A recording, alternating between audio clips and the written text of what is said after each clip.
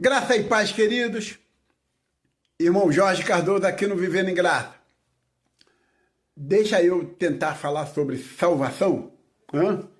Vamos tentar falar um pouquinho sobre salvação. Eu quero falar para você como antes eu cria em relação à salvação e como hoje eu creio. Tá bom? E eu posso dizer que hoje, com a mente iluminada, com o véu de Moisés sido retirado da minha visão espiritual. E como eu cria antes, lá dentro do sistema religioso, ainda com o véu de Moisés, ainda com o rudimento judaico, ainda obedecendo homens, ainda. Então, vamos lá? Bom, antes, quando eu estava lá dentro do sistema religioso evangélico, ao qual eu fiquei 37 anos, eu cria e entendia, né? Porque assim eu era manipulado, porque eu não lia a Bíblia, eu não queria saber de história, eu não queria saber de nada, eu só queria ouvir o que o bandido, o mercenário falava e ensinava. Então passei a crer assim, entender assim, que só era salvo e com isso passei a fazer as dissensões de pessoa, tá bom? Fazer julgamentos. Comecei a julgar pessoas, porque é assim que o sistema faz. E eu comecei a julgar a pessoa se ela era salva da seguinte maneira, da maneira que eu aprendi. Para ela ser salva, ela teria que fazer parte de uma igreja evangélica. Primeiro ponto, ela deveria fazer isso. Aliás, ela não deveria primeiro fazer parte, ela deveria primeiro levantar suas mãos e dizer: eu aceito Jesus como meu Salvador, como se ela pudesse aceitar a Jesus, como se pudesse, né? Mas vamos lá. Assim era feito. E a partir do momento que ela fizesse isso, ela ia passar por alguns ensinamentos, escola dominical, alguns estudos, para primeiro decidir se ia se batizar, ou tomar um banho na piscina, na banheira, na cachoeira, né? Tomar aquele banho lá, porque aquilo ali que é o batismo deles. Então ela deveria se decidir. E assim, fazendo, passando lá pelas aulinhas lá batismais, né? E pelas águas lá batismais, eles passariam a ser membro de uma denominação. Mas para ser membro dessa denominação e para continuar sendo salvo, eles deveriam fazer algumas profissões de fé, tá? Uma delas é dar o dízimo, ser ofertante e participante dos cultos. Porque se não fizesse isso, nada, não entraria no céu, não seria salva. Teria que fazer isso. Aí obedecer aquele bandido lá, aquele vagabundo, né? Teria que fazer tudo isso. E fazendo isso, pronto. Ninguém quer saber da vida dela. Ninguém quer saber se ela tá adulterando, se ela tá fornicando. Não interessa. Ela tá salva. Pode mentir, pode fazer o que quiser. Porque é isso que a maioria dos pastores já faz, né? Os líderes fazem isso, né? Estão lá, estão mentindo. Principalmente aos domingos, é o dia que eles mais mentem. Mentem. Estão salvos, porque são líderes.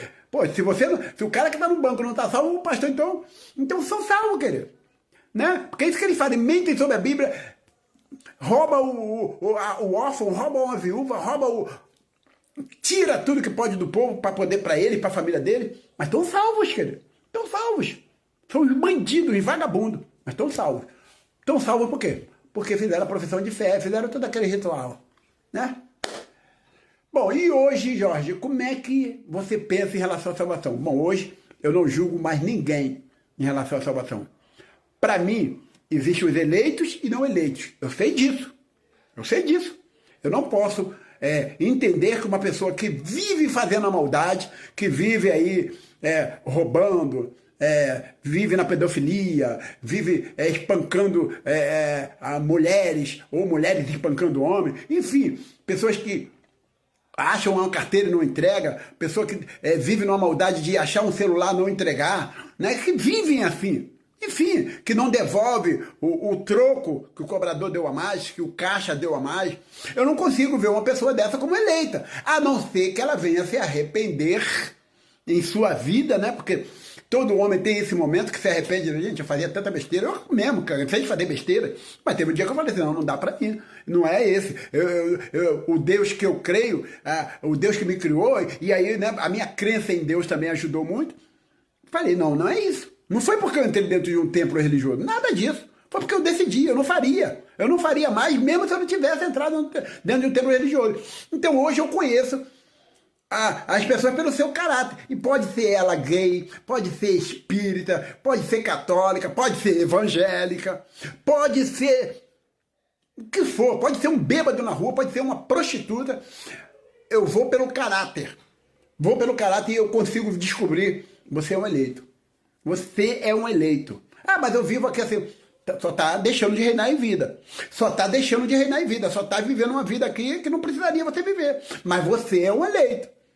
Enquanto isso, eu olho para cima dos púlpitos religiosos aí evangélicos e vejo um montão de pastor se enriquecendo ilicitamente, traindo suas mulheres, mentindo, enganando, e um montão de crente indo junto com isso. E eu falo, não são eleitos. Não são eleitos, acabou. Entendeu? Não são eleitos. Bom, pode se arrepender? Pode mudar? Pode. Aqueles que estão se arrependendo das suas atitudes e mudando, estão saindo dessas bagunças, estão parando de fazer isso. Tem um montão aí de pastores, de líderes religiosos, principalmente, que estão parando, eu conheço um montão. Estão parando. Então é assim que eu creio hoje, tá bom, querido? Hoje eu não julgo mais você pela sua religião. Eu julgo você hoje pelo seu caráter.